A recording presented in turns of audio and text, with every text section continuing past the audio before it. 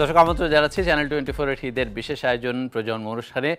আজকে আমরা একটি ব্যবসায়িক পরিবারে চলে এসেছি, পারিবারিক গল্প শুনবো। যার হাত ধরে ব্যবসা শুরু, তার সন্তানরা এখন ব্যবসায় জড়িয়েছেন, অনেকদিন ধরেই ব্যবসায় আছেন। তারা আসলে কোন ধরনের চ্যালেঞ্জ মোকাবেলা করছেন এবং ব্যবসার যেই প্রজন্ম থেকে প্রজন্মের বিবর্তন বা পরিবর্তনগুলো হচ্ছে সেটা কতটুকু চ্যালেঞ্জের। আপনারা সবাই তাকে জানেন, আনোয়ারুল আলম চৌধুরী পারভেজ, বিজেএমই এর সাবেক সভাপতি, বিসিআই এর বর্তমান প্রেসিডেন্ট এবং এভিন্স গ্রুপের চেয়ারম্যান আমাদের সাথে রয়েছেন। আপনাকে স্বাগত জানাচ্ছি। দর্শক, আরও তিনজন অতিথিকে আপনারা দেখতে পাচ্ছেন। শাহ আদিব চৌধুরী, তিনি ডিরেক্টর এভিন্স গ্রুপ, এবং আছেন শবনব শাহনাজ চৌধুরী, তিনি ডিএমডি এভিন্স গ্রুপ, এবং শাহ রাইত চৌধুরী, ডিরেক্টর এভিন্স গ্রুপ। অনেক ধন্যবাদ এবং আমরা অত্যন্ত আনন্দিত আপনাদের পুরো পরিবারকে একসাথে পেয়েছি, এবং ঈদের শুভেচ্ছা আপনাদের সবাইকেই। ঈদের শুভেচ্ছা আপনাকে এবং দর্শকদের। জনাব চৌধুরী, আপনাকে দিয়ে শুরু করব যে আপনার যখন ব্যবসায় আসা, আমরা জানি যে ছাত্র জীবন থেকেই ব্যবসার প্রতি একটা মোটামুটি ফ্যাসিনেশন আপনার ছিল, কিন্তু চ্যালেঞ্জটাও ছিল, সেটা যদি একটু শেয়ার করতেন নতুন করে। ছাত্র জীবনে আসলে ব্যবসা করব এটা কিন্তু আমার কখনো ওইভাবে আমি চিন্তা করি নাই।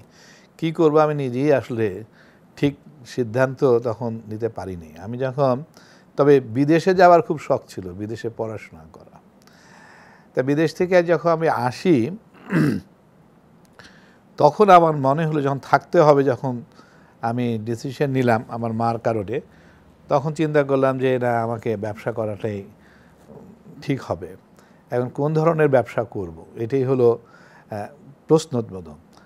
তখন যখন আমি এটা নিয়ে মার্কেট সার্ভে করার চেষ্টা করছিলাম, কারণ আমি ফ্রেশ একটা গ্র্যাজুয়েট, আমেরিকা থেকে আসলাম মাত্র এমবিএ করে, তখন ঘাটার সময় তখন মাথার মধ্যে নানান ইন্ডাস্ট্রি সম্বন্ধে জানার চেষ্টা করলাম। ঠিক এরকম মুহূর্তে আসলে আমার নানা আমাকে যখন বলল যে আমাদের মতন দেশে চাকরি সৃষ্টি করা এটা হলো সবচেয়ে বড় আমলের কাজ হবে, এবং এটা কাজের সুযোগ করে দেওয়া, যত এমপ্লয়মেন্ট ক্রিয়েট করা যায়, ওইটাই আসলে আমাকে ক্লিক করলো। এবং তখন আমি ওটার সাথে গার্মেন্টস ইন্ডাস্ট্রির একটা যোগসূত্র আমি খুঁজে পেলাম। যে সময় তো বুমিং ইন্ডাস্ট্রি একটা, এটা তখন কিন্তু বুমিং ছিল না, 83-র কথা বলছি। তখন শ্রীলঙ্কা বুমিং ছিল, এবং শ্রীলঙ্কা তখন ওদের পলিটিক্যাল ক্রাইসিস চলছিল, এবং সেটা তখন কাস্টমাররা অন্যান্য দেশ কোথায় যে তাদের প্রোডাক্ট ডেস্টিনেশন হবে সেটা খুঁজছিল। ঠিক ওই পিরিয়ডটাই আসলে আমি এই সেক্টরে তখন স্টাডি করে দেখলাম যে এটা অল্প ইনভেস্টমেন্ট, ব্যাক টু ব্যাক এলসির ফ্যাসিলিটি, এই যে ওয়ার্কিং ক্যাপিটাল যে কারণে কম লাগে, ওয়্যার হাউস সিস্টেম। সো এই জন্য তখন এই ইন্ডাস্ট্রির মধ্যে আমি ঝুঁকে গেলাম। এইভাবেই আসলে আমার গার্মেন্টস ইন্ডাস্ট্রিতে চলে আসা। আপনাদের যারা প্রথম দিককার উদ্যোক্তা, অনেকের সাথেই এই গল্পগুলো আমরা শুনেছি, অনেক রকম চ্যালেঞ্জ ছিল। এখন যেমন লোন পাওয়ার ক্ষেত্রে একরকম চ্যালেঞ্জ, তখন তো অনেকে জানতোই না আসলে ব্যাপারগুলো। আমি এই প্রজন্মের কাছ থেকে যদি এই চ্যালেঞ্জের বিবর্তন বা পরিবর্তনগুলো শুনতে চাই, রায় চৌধুরীর কাছে যাব। আপনি নিজে ব্যবসা করছেন এবং নিজের কিছু ইনপুটস, ডিফারেন্ট ভ্যালু এডিশন আপনার ব্যবসায় বেশ কয়েক বছর ধরেই আপনি দেখিয়ে যাচ্ছেন, আমরা সবাই জানি। তারপরে যদি চ্যালেঞ্জের পরিবর্তনটা বা কোয়ালিটেটিভ চেঞ্জটা আপনার কাছ থেকে জানতে চাই, সেটা কেমন? এখন যুগ তো আসলে চেঞ্জ হয়ে গেল। আমি আগেও ওটা বলেছিলাম যে এখন আমাদের বায়ারদের বয়সও চেঞ্জ হয়ে গেছে, ফ্যাশনও চেঞ্জ হয়ে গেছে। অ্যাট দ্য সেম টাইম আমাদের রিকোয়ারমেন্টও কিন্তু টোটালি চেঞ্জ গার্মেন্টস ইন্ডাস্ট্রির থেকে। এখন অনেক ট্রান্সপারেন্সি আমাদের বায়াররা চায়, সাস্টেইনেবিলিটির দিকে এখন অনেক বড় ফোকাস থাকে। At the same time product development, R&D এই ধরনের। এখন যদি আমরা দেখতে পাই যে বাংলাদেশে কিন্তু highest number of green factory, এখন অনেকে এই ধরনের কোয়েশ্চেন করে যে গ্রিন ফ্যাক্টরি করো কিন্তু প্রাইস থাকে কি না। আসলে এই ধরনের আন্ডারওয়েলমিং কোয়েশ্চেন এখন ইম্পর্টেন্ট না, কারণ যদি আমি গ্রেটার স্কেলে কন্ট্রিবিউট করতে চাই এন্ড কাস্টমারকে, সাস্টেইনেবিলিটি মাথায় রেখে, সেভিং দ্য প্ল্যানেট, এই ধরনের চিন্তা কিন্তু এখন এন্ড কাস্টমার, আমার এন্ড কাস্টমার কিন্তু বাংলাদেশে না, আমার এন্ড কাস্টমার কিন্তু ওই এডুকেটেড ওই ধরনের কাস্টমার যারা এখন আমেরিকাতে, ইউরোপে, ওই ধরনের মানুষজন। সো এই ধরনের জিনিসগুলো খুব বড় ফ্যাক্টর প্লে করে, যে কারণে আমরা এখন যে চ্যালেঞ্জগুলো ফেস করি এটা একটু ডিফারেন্ট ধরনের, আমি বলবো না ডিফারেন্ট স্কেলের বা ডিফারেন্ট টাইপ। যে কারণে যারা সেকেন্ড জেনারেশন আমরা আসছি, স্পেশালি যারা ধরেন দেশে হোক বিদেশ থেকে পড়াশোনা করে আসতেছি, আমরা কিন্তু অনেক অ্যাওয়্যার যে এই ধরনের ফ্যাক্টরে আমাদের ফোকাস করা উচিত। যে কারণে ধরেন আমরা যে ইভেন্টস গ্রুপে আমাদের নতুন যে গ্রিন ফ্যাক্টরিটা আমরা নিজেরা করি আসলে যুগের সাথে তাল মিলানোর জন্য, এটাও কিন্তু very important. At the same time আমরা R&Dতে অনেক ফোকাস করি। একটা সময় ছিল যে বাইরেরা নিজেরা তাদের ডিজাইন দিত, এখন কিন্তু আমাদের নিজেদেরকে ওটা দিতে হবে, কারণ তারাও কিন্তু অনেক কস্ট কাটিং করে এখন ডিপেন্ডেন্সি আমাদের উপর অনেকটা এনে ফেলতে চায়। এই শিফটটা কোভিডের পর অনেক ড্রাস্টিক্যালি হয়। সো অফকোর্স যেটা আমার আব্বা বলতেছিলেন, দেখেন চ্যালেঞ্জ শুরু থেকে ছিল, চ্যালেঞ্জ এখনও থাকবে, চ্যালেঞ্জ এই ধরনের আসতে থাকবে, বাট আমাদেরকে ওটা মোকাবেলা করতে হবে, আমাদেরকে অ্যাডাপ্ট করতে হবে, এরকম সব সময় থাকবে এবং মোকাবেলার জন্যই থাকবে। আমি আপনার আমার কাছে যদি একটু জানতে চাই যে ব্যবসায়িক পরিবার স্বাভাবিকভাবেই পারিবারিক যেই সময়টা, এর বাইরে আপনাকে অনেক সময় বাইরে দিতে হয় ব্যবসার জন্যই, এটা কিভাবে দেখেন? আপনার সাংসারিক কাজকর্মে এই ব্যবসা কোনো প্রভাব ফেলে কিনা? খুব একটা ফেলে না, কারণ হচ্ছে যে যে কোনো কিছুর একটা যদি সিস্টেমটা যদি ঠিক মতো করা হয়, আপনি দেশেই থাকেন আর আপনি যেখানেই থাকেন না কেন, সিস্টেম কিন্তু কাজ করতে থাকে, স্ট্রাকচারটা যদি ডেভেলপ করা যায় সেটা। এক্স্যাক্টলি। তো আমি তো সকাল থেকে বাসায় ফিরতে ফিরতে আমার 7:30 8টা বাজে, তো সারাদিনই বাইরে থাকি। আবার আমি বিভিন্ন রকম অ্যাসোসিয়েশনের সাথেও সংযুক্ত, তো সেখানেও আমার অনেক কমিটমেন্টস আছে, তো সেখানেও আমাকে ভালোই সময় দিতে হয়। কিন্তু আদার হ্যান্ড আলহামদুলিল্লাহ আমার বাসাতে আপনি একটা কথা প্রথমে বলছিলেন যে সপরিবার না, পরিবার কিন্তু আমার মাশাআল্লাহ আমার আরও অনেক সদস্য আছে আলহামদুলিল্লাহ। আমার মাশাআল্লাহ 2টা বউ আছে, আমার মাশাআল্লাহ 4টা নাতি নাতনি আছে আমাদের, আর আমার মাশাআল্লাহ একটা মেয়ে আছে যে এখন পড়াশোনা শেষ করে ফিরবে ইনশাআল্লাহ। সো আজকে আমরা কমপ্লিট না, আমরা এই কজন আছি। তো ওই দিক থেকে আমি অনেক ব্লেসড, বিকজ আমরা সবাই আলহামদুলিল্লাহ একসাথে থাকি। আমরা যেহেতু একসাথে থাকি সেহেতু আমরা কাজগুলোকে কিন্তু যার যার মতো একটু রেসপন্সিবিলিটি আমরা ভাগ করেও নিই। তাতে করে হয় কি, কারো উপরই চাপ আসে না, এবং আমাদের মাশাআল্লাহ আন্ডারস্ট্যান্ডিংটা এত সুন্দর যে কিছু বলে দিয়ে চলে গেলাম, দেখছি হ্যাঁ বড় বউ এটা টেক ওভার করলো, ছোট বউ এটা টেক ওভার করলো, এরকম আর কি। ব্যবসায় আপনি কেন সময় দিচ্ছেন? আপনি তো না দিলেও পারতেন। দুজন মানে দেখছেন অলরেডি 2 ছেলে জড়িয়েছেন, স্যার নিজেও দেখছেন, তারপরেও আপনি কেন? আচ্ছা, আমার কিন্তু ব্যবসায় আসা অনেক বছর হয়ে গেছে, মানে 22 ইয়ার্স অ্যাটলিস্ট। তা আমি ঢাকা ইউনিভার্সিটি থেকে ইসলামিক হিস্ট্রি অ্যান্ড কালচারে আমি মাস্টার্স করে দেন আসলে যদি সত্যি কথা বলি, আমার ইচ্ছা ছিল হলো টিচিং লাইনে যাওয়ার, বিকজ আমার আব্বা প্রফেসর ছিলেন, আমার ভাইরা সব টিচিং লাইনে, আমার বোনও টিচিং লাইনে, আমি চেয়েছিলাম টিচিং লাইনেই যাব। আমার দাদাও মালদা জেলা স্কুলের প্রিন্সিপাল ছিলেন, সো ব্যাকগ্রাউন্ডটা ছিল এরকম। তো কিন্তু আসলে যে ডেস্টিনি একটা আল্লাহ নির্ধারণ করে রাখে না, তো দেন পড়াশোনা করলাম এত কষ্ট করে। সে সময় মাস্টার্স এখনকার মাস্টার্সে কিন্তু অনেক তফাৎ, বিকজ তখন 2 বাচ্চা নিয়ে একটা করে হচ্ছে মাশাআল্লাহ, ওদেরকে টেক কেয়ার করা, এই সমস্ত অনেক কিছু, যাই হোক। তো এগুলো করে টোরে আমি চিন্তা করলাম যে না, আমি ঘরে বসে থাকবো না, কিছু একটা তো করবোই। তো কিছু একটা করব যখন ওনার কাছে আমি এক্সপ্রেস করা শুরু করলাম আস্তে আস্তে, তো দেখেন উনি তখন আমাকে ইন্সপায়ার করলেন যে হ্যাঁ, তো তোমারই তো কিছু আছে, তো সেটাই একটু দেখো না কেন। এইভাবে কিন্তু হাসতে খেলতে চলে আসছি, কিন্তু তারপরে যে আমি এতটা তলায় যাব, এত রেসপন্সিবিলিটি আলহামদুলিল্লাহ অটোমেটিক আসতে থাকবে এবং আমি আলহামদুলিল্লাহ করতেও পারবো। সো এটা আসলে আল্লাহ খুশি হয়েছেন কিনা এটা স্যারের কাছ থেকে আমি একটু পরে জানবো। আদিবের গল্প শুনে একটু, ব্যবসা কেমন লাগছে আপনার? অনেকদিন তো হয়ে গেল। জি, অনেক বছর হয়ে গেছে, আলহামদুলিল্লাহ আমার ভালোই লাগতেছে। যে জিনিসটা আমার মাথায় ঘুরতেছিল যে আমরা তো একটা ফ্যামিলি বিজনেস, বাট তার মানে এই না যে এখানে আমরা যারা আছি আমরা কিন্তু সবাই expert in one way or the other.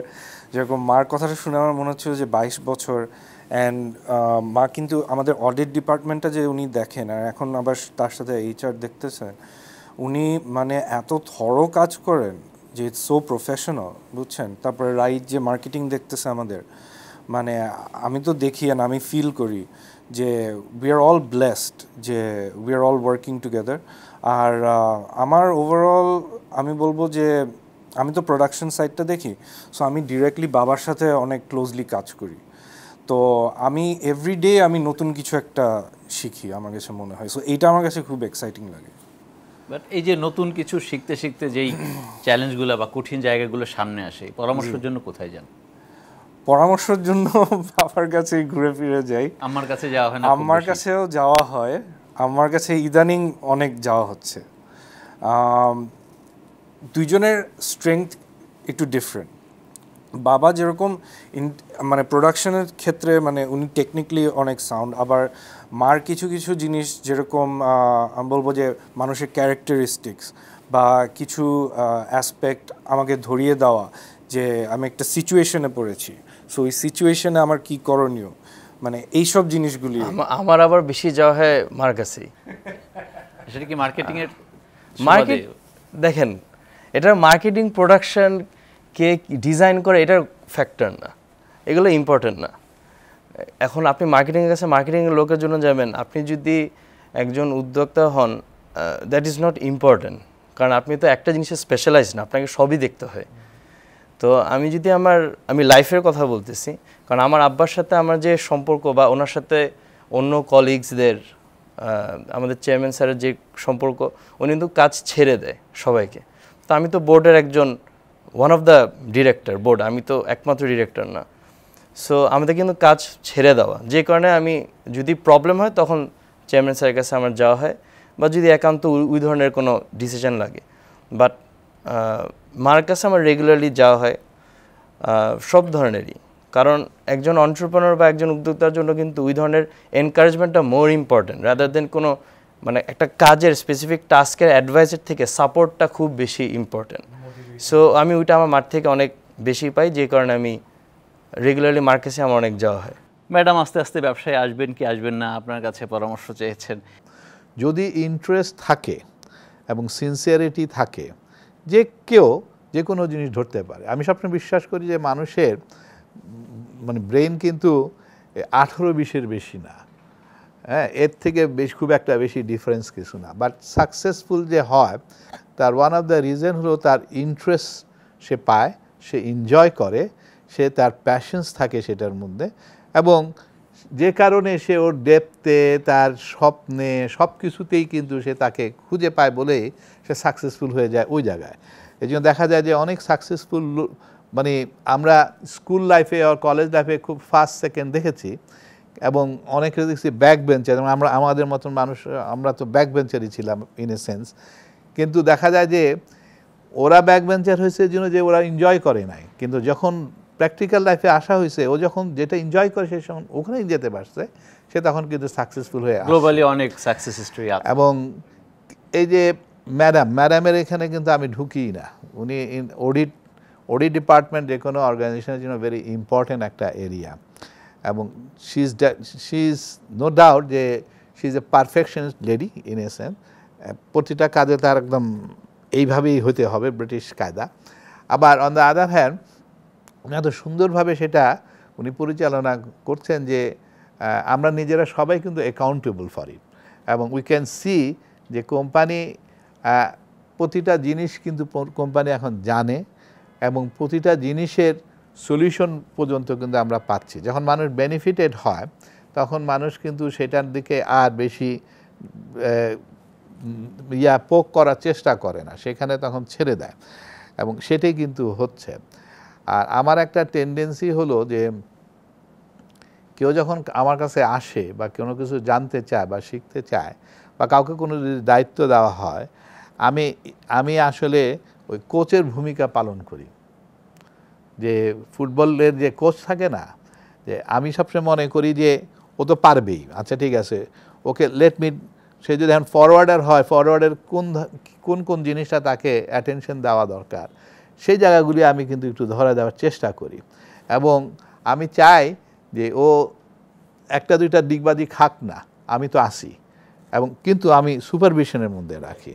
This is what my way of working method, এবং আমি খুব এনজয় করি to dedicate both authority and responsibility, এবং আমি সেখানে সাধারণত হস্তক্ষেপ কম করি, যে কারণে আমার মনে হয় যে ওদেরও কাজ করাটা বেশ easy, both Adib and Raid এবং তার মা, এবং কারণ আমি ওদের কাজে ইন্টারফেয়ার করি না, আমি রাদার এনকারেজ করি। ওরা যদি মিস্টেকও করে সেটা কিন্তু আমি ওটা নিয়ে বেশি করি, আমি জাস্ট ধরা দেওয়ার চেষ্টা করি কোন জায়গায় মিস্টেকটা হলো আর কি। হ্যাঁ আমরা যদি ম্যাডামের কাছ থেকেই দুই ছেলের মূল্যায়নটা জানতে চাই, দুটা আলাদা বিষয় নিয়ে কাজ করছে, দুজনের মনোযোগের জায়গা আলাদা। আদিব যেমন প্রোডাকশন নিয়ে বেশি কনসার্ন, রাইদ মার্কেটিং নিয়ে। আপনার মূল্যায়নটা কি দুজনের ব্যাপারে? মূল্যায়ন মানে হলো আসলে ওরা একটা বাংলা শব্দ আছে না, একই বৃন্তে দুটি ফুল, অথবা এক পাখির দুটো ডানা। আদিব রাইদ কিন্তু আল্লাহর কাছে আমি অনেক কৃতজ্ঞতা জানাই, উনি দুজনকে এক টাইপ করে বানান নাই। দুজন যদি একই রকম হয়ে যেত তাহলে হয়তো বা জানি না কিছু একটা সমস্যার উদয় হতে পারতো। মানে একটা পাখি যখন উঠছে তো তো ব্যালেন্স লাগে না লাইফে, ও বাতাসে যখন উঠছে। মাশাআল্লাহ দে আর টু উইংস। লাইক রাইদ যেরকম একদম একেবারে ওই pin point to the point, এখানে 3 টাকা তো কনভিন্স দেওয়ার কথা ছিল না, এটা 5 টাকা কেন কনভিন্স হয়ে গেল, ও এই লেভেল পর্যন্ত কাজ করে। আর আদিব হচ্ছে ওকে আবার গিয়ে সুন্দর করে বলে যে ঠিক আছে ব্রো, ওরা আবার এরকম ব্রো ভাই, ওদের অনেক টার্মস আছে কথা বলার। হ্যাঁ ঠিক আছে, এটা তুমি এখন এটা ছেড়ে দাও, তুমি এখন বরং ইটস ওকে উইল লুক। এই যে ব্যালেন্স করে দেয় দুজনকে, হ্যাঁ, এই ব্যালেন্সিংটা যদি না থাকতো, দুজনে যদি এখন দেখা যেত যে 3 টাকা 5 টাকা 1.5 টাকা নিয়ে বা কোনোটা অন্য 3 টাকা 5 টাকা আমি টাকা বুঝাচ্ছি না, আমি বুঝাচ্ছি ডেপথনেস, অতটুকু যদি এও এরকম হতো তাহলে কিন্তু আর পাখি কিন্তু আর উঠতে পারতো না। সো এই যে ব্যালেন্সিংটা, সেটার জন্য এটাই হলো আমার সবচেয়ে বড় মূল্যায়ন। এবং আমাদের রুমগুলো সব পাশাপাশি অফিসে। সো আমি যখন দেখি যে রাইট ওই অজুতে দাঁড়ায়, হয়তো প্যান্টটা গুটানো আছে, খালি পায়ে একটা কাগজ নিয়ে ঠাস করে চলে গেল ভাইয়ের রুমে, ও হয়তো কিছু একটা বলছে, আমি হয়তো সামনে দরজা দিয়ে যাচ্ছি, আমি দেখলাম 2 ভাই কথা বলছে, আমি ঢুকলাম না, হ্যাঁ, বা দুজনে আমি জানি দুজনে একটু পরে হয়তো আমার কাছে আসবে, তো দুজনে আবার আমার কাছে আসলো। তারপরে এই যে বন্ডিংটা, মাশাল্লাহ মাশাল্লাহ মাশাল্লাহ মাশাল্লাহ, এই বন্ডিংটা এবং একজনের প্রতি আরেকজনের গভীর আস্থা। মানে আদিব মনে করে যে রাইদ আমাকে এটা বলছে মানে এটা রাইট, আর রাইদ মনে করে আদিব আমাকে এটা বলছে আর কোনো কথা নেই, ভাইয়া বলছে, সরি আদিব বলে না, ভাইয়া বলছে আর কোনো কথা নেই। তো এই যে একটা আস্থার জায়গা, এটা অনেক কিছু, এবং আমি দোয়া করি যে মানে সারা জীবন এই আস্থাটা যেন থাকে, ইনশাল্লাহ থাকবে। আদি প্রোডাকশন তো একটু ঝুঁকি ঝামেলার কাজ, স্যার যেমন প্রোডাকশনেরই মানুষ এবং অনেক এনজয় করেন উনি, আপনি আসলে কতটা এনজয় করছেন? মানে অনেক ক্যালকুলেশন, অনেক না, আমার প্রথম অনেক কষ্ট হয়েছিল অনেস্টলি, কারণ আমি প্রথম বুঝতে পারি নাই যে প্রোডাকশনে যে হিকআপস অ্যান্ড ঝামেলা এটা একটা নর্মাল জিনিস। পরে আস্তে আস্তে যখন আমি এটা অ্যাকসেপ্ট করতে পারছি যে যাই করি না কেন প্রোডাকশনে ঝামেলাই থাকবে, বুঝছেন, এইটা যখন আমি অ্যাকসেপ্ট করে নিয়েছি আমার জন্য অনেক ইজি হয়ে গেছে। তখন আমি বুঝতে পারছি যে ওকে, এটা একটা রেগুলার জিনিস, রেগুলারলি প্রবলেম আসবে, রেগুলারলি আমার ক্রিয়েটিভলি সলিউশন চিন্তা করতে হবে। সো এখন আলহামদুলিল্লাহ প্রোডাকশনে এখন আমাদের যেই বিষয়গুলো সামনে আসছে, টেকনোলজিক্যালি অনেক অ্যাডভান্সমেন্ট চলে আসছে, আমাদের এমপ্লয়মেন্ট অনেক হিসাব নিকাশ করে তারপরে করতে হচ্ছে, এই বিষয়গুলো আপনার ব্যবসার চ্যালেঞ্জ কি দিন দিন বাড়াচ্ছে কিনা? আমি তো এই যে চ্যালেঞ্জ যে আমরা বারবার বলছি, তাই না, মানে আমার কাছে মনে হয় যে ব্যবসা মানেই চ্যালেঞ্জ, মানে যে চ্যালেঞ্জ নিতে পারবে সেই তো বেস্ট বিজনেসম্যান বা এন্টারপ্রেনিউর হবে। আর এই প্রবলেমগুলোর সলিউশন যখন আপনি করতে পারবেন তখনই আপনি profit, you'll be in profit, অথবা আপনি সাকসেসফুল, যেটাই হয়। আর এখন গোয়িং ফরওয়ার্ড আমার মনে হয় অনেক ফ্যাক্টরি এটা শুরু করে দিয়েছে, আমরাও করছি, মানে আস্তে আস্তে সবাই শিফট করছে টুয়ার্ডস অটোমেশন। তো এখন তো মানে এটা নর্মাল, এটা ইন্ডাস্ট্রিয়ালাইজেশনে, মানে আপনি হিস্ট্রি ঘাটলেও দেখবেন যে একটা টাইম পর, হ্যাঁ, মানে একটা টাইম পরে লোক কমায়, তারপরে লেবার ওয়াজ চিপ, লেবার যখন চিপ নেয় তখন আস্তে আস্তে অটোমেশনে গেছে। এখন তো ধরেন আপনি যদি জার্মানি, আমেরিকা যে কোনো জায়গায় যান, ওদের যদি ইন্ডাস্ট্রি দেখেন দেখবেন রোবটিক্স চলে আসছে, তাই না? সো এটা একটা যুগের সাথে সাথে আর কি। রাইদের কাছে একটু আসতে চাই, আপনি তো লোকাল মার্কেটেও সমানতালে খুব সুনামের সাথে দাবিয়ে বেড়াচ্ছেন, মিনিসো একটা ভালো ব্র্যান্ড আপনি এস্টাবলিশ করে ফেলেছেন অলরেডি, আপনার লোকাল মার্কেটে আরও ব্র্যান্ড আছে। লোকাল মার্কেট আর ইন্টারন্যাশনাল মার্কেট দুইখানে ব্যবসা করার নেচারটা কেমন? প্রথমে তো এটা আমি না, আমরা সবাই সবাই মিলে আমাদের গ্রুপের সবাই মিলে, আমাদের গ্রুপের একটা উইং আমাদের রিটেল সাইডটা। তো বাট আপনাকে আমরা চিনি রিটেল যে আর আপনি ওটার সাথে সরাসরি জড়িত। যেহেতু এই যে আপনাদের সাথে ইন্টারভিউগুলো আমাকে ফেস করতে হয় এর জন্য আরও বেশি। তো রিটেল, লোকাল মার্কেট আর আমাদের এক্সপোর্ট বিজনেসের সাথে সবচেয়ে বড় ডিফারেন্স হচ্ছে গিয়ে আমার কাস্টমারটাকে, এখানে তো আমি ডিরেক্ট আমার এন্ড কনজিউমার আমার স্টোরে হাজির। সো আমাকে কিন্তু পুরাটা চেইন মেনটেন করতে হয়। এখানে যেমন শুধু আমি প্রোডাকশন করে দিলাম, তারপর শিপমেন্ট, আচ্ছা মাঝে মাঝে অফকোর্স শিপমেন্টের এন্ড পর্যন্ত আমাকে ফলো আপ দিতে হয় যে কোয়ালিটিটা কীরকম গেল, স্টোরে কি। বাট এখানে কিন্তু আমাকে ডিরেক্টলি কাস্টমারের ইমোশন পালতে হয়। সো স্টোর এক্সপিরিয়েন্স, ব্র্যান্ডের ইমেজ, কাস্টমার সার্ভিস, সো অনেক পারচেজিং বড় একটা বড় ইস্যু বাংলাদেশে। রিটেল কিন্তু একটা ফুল টাইম জব। যে রিটেল লাইনে যারা আছে তারা আমার কথাটা বুঝবে বা পেইনটা বুঝবে বা রিকোয়ারমেন্টটা। আসলে রিটেলে থাকা আপনার ফুল টাইম ওখানে চলে যাবে। অন্য ব্যবসা তখন মন দেওয়াটা ভেরি ডিফিকাল্ট হয়ে যায়। আমাদের এখানে আলহামদুলিল্লাহ আমরা লাকি, আমি মনে করি যে এখানে যেহেতু বললাম যে আমি এখানে একা না, আমাদের তো কাজ ভাগ করা বা আমাদের টিম ওরকম, আমাদের বোর্ড ওরকম, যে আমরা নিজেরা দায়িত্ব নিয়ে আসলে কাজগুলো যেভাবে গুছিয়ে নিলাম।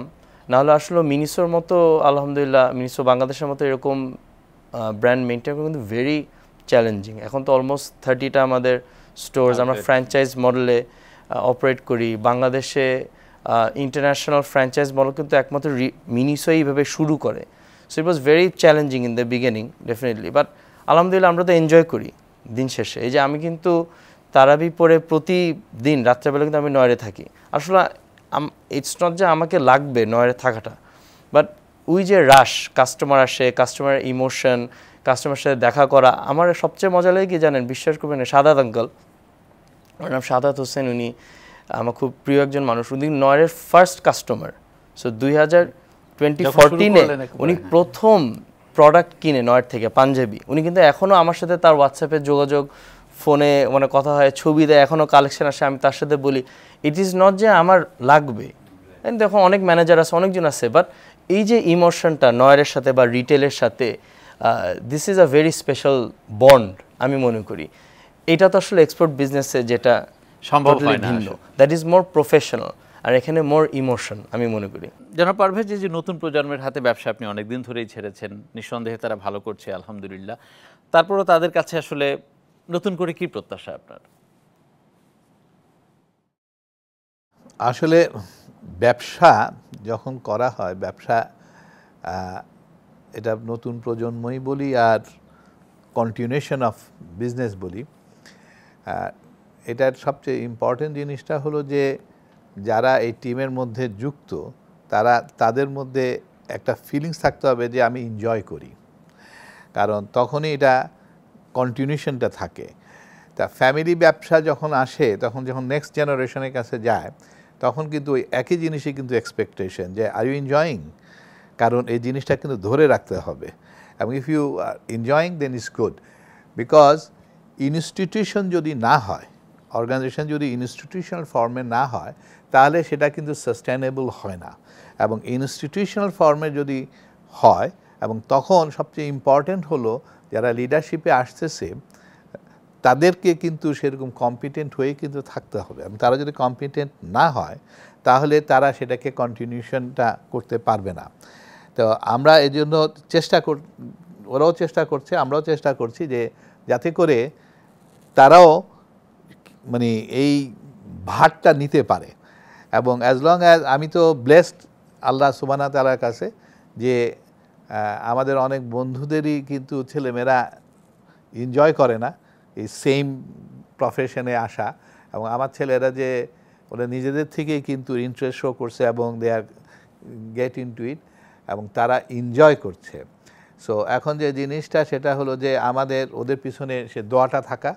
আর সেকেন্ড হলো যে জিনিসটা আপনি বারবার বলার চেষ্টা করছেন, চ্যালেঞ্জ আসলে Adib is correctly point out, challenge না নিলে তো আর কেউ ব্যবসায় সামনে এগোনো যাবে না। এবং রাইদো যেমন বলতেছিল যে আমাদেরকে কিন্তু সবসময় ভাবতে হয় যে মার্কেট কী, কারণ আমরা যখন যারা ম্যানুফ্যাকচারিং হাবে আছে তাদের জন্য সবচেয়ে ইম্পর্টেন্ট হলো যে মার্কেট আছে কি না তার প্রোডাক্টের জন্য, অর প্রোডাক্টটা এমনভাবে হওয়া উচিত যাতে সেটা মার্কেটিং করা যায়।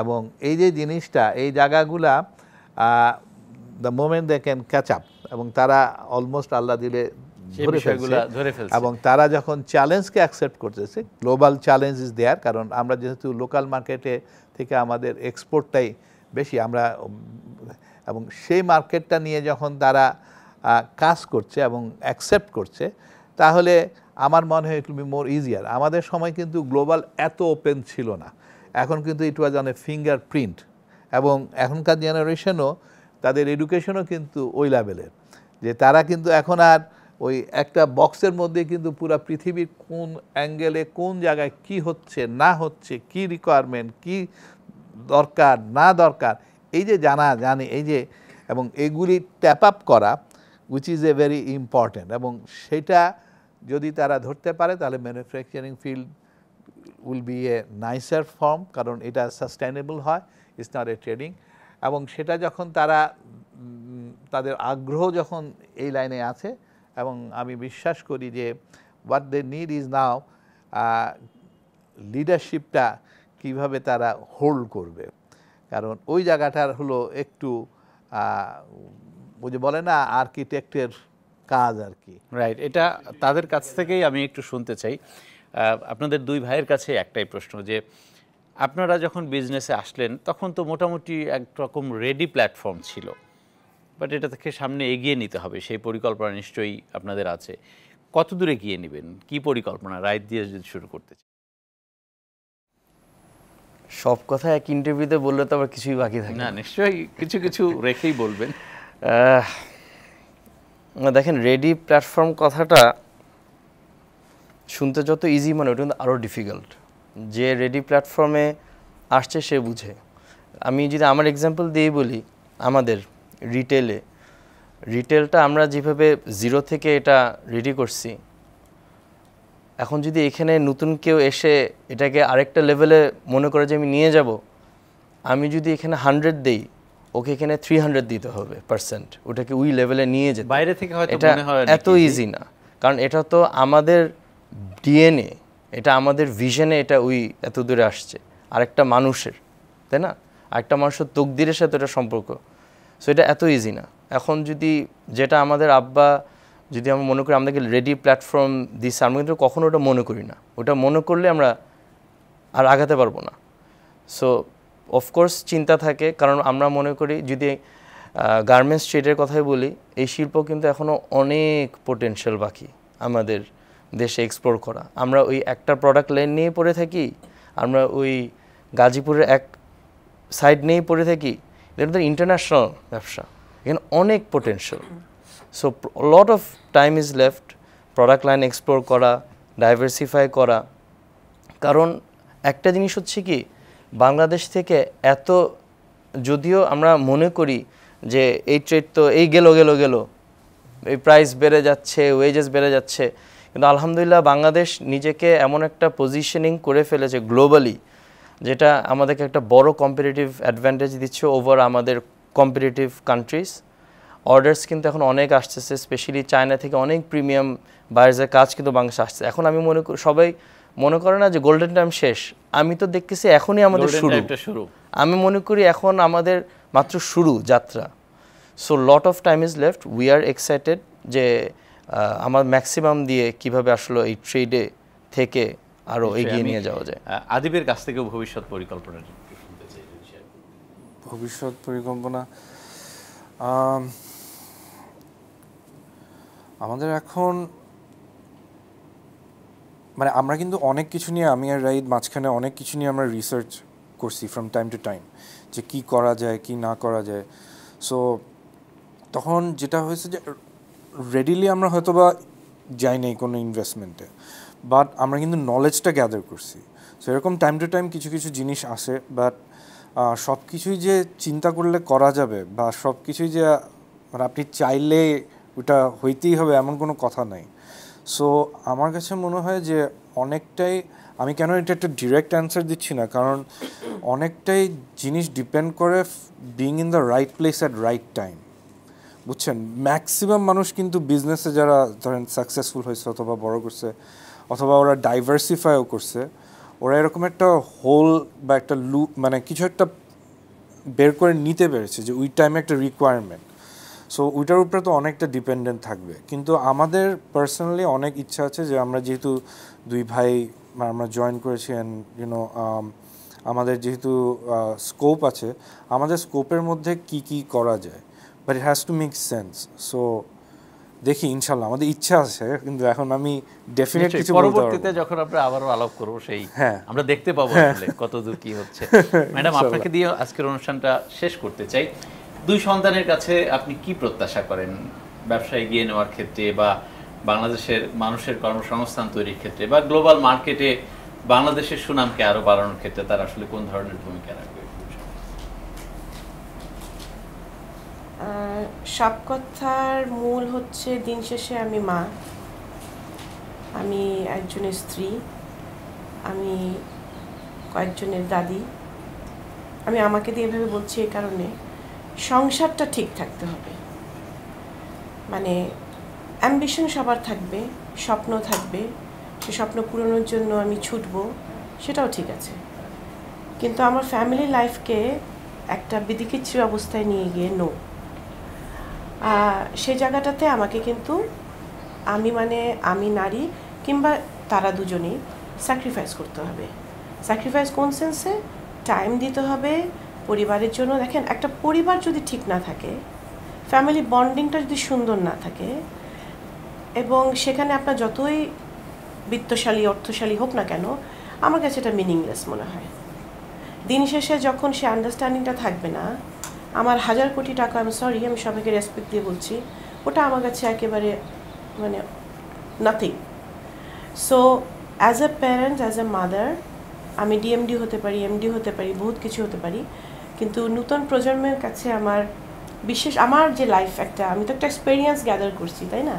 তো সেখান থেকে আমি বলবো যে তোমাদের সংসারকে ওই জায়গাটার প্রথম নিতে হবে। এরপরে তুমি টাইম বার করে সব কিছু করো, কোনো অসুবিধা নেই। কারণ ওই বোটটা, ওই নৌকাটা, ওই টাইটানিকের মতো অবস্থা, বহুত কিছু দিয়ে সাজালাম, ভরালাম, বহুত কিছু করলাম, একটা আইসবার্গে শেষ, রাইট? তো আমার আসল জায়গাটা যদি ঠিক না থাকে, আমাদের পারিবারিক সম্পর্ক যদি সুন্দর না থাকে, একজনের প্রতি একজনের শ্রদ্ধা, ভালোবাসা, সেই জিনিসটা যদি না থাকে, আমি যদি ওইটা বিল্ড আপ করতে ফেলিওর হই, তাহলে আই থিঙ্ক আমি কমপ্লিটলি ফেলিওর। সো আমি নতুন প্রজন্মের কাছে এটা বলবো যে অবশ্যই পরিবারকে প্রথম প্রাধান্য দিবা, এরপরে তোমরা যা করো করো। না, নিশ্চয়ই তারা দুজনে সেদিকে অত্যন্ত সতর্ক, সচেতন। আমরাও আশা করব যে আপনাদের যে পারিবারিক বন্ধন এবং ব্যবসায়িক বন্ধন, এটা আজীবন অটুট থাকুক। অনেক ধন্যবাদ আপনাদের সবাইকে। আমরা আজকের মতো এই অনুষ্ঠান শেষ করতে চাই। দর্শকের সাথে শেষ করছি আজকের মতো ঈদের এই বিশেষ আয়োজন। ভালো থাকবেন সবাই।